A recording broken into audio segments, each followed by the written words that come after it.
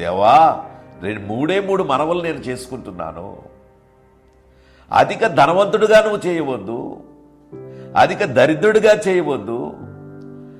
నేను నీతిగా న్యాయముగా ఉండేలాగా, నీ యందు భయభక్తులు కలిగి ఉండేలాగా చెయ్యి. ధనవంతుడనైతే యెహోవా ఎవడని అంటానేమో, దరిద్రుడైతే నీ నామానికి అవమానం తెచ్చిపెట్టి,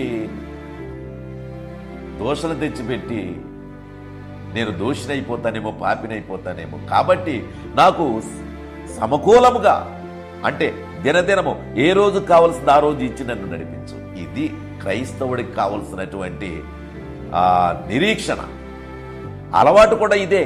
ఇది ఎప్పుడైతే కావాలనుకున్నాడో అప్పుడు దేవునికి ఇష్టమైన వాడుగా ఉంటాడు.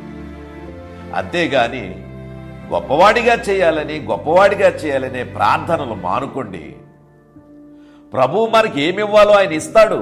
ఆయన యందు మనం విశ్వాసం ఉంచాం.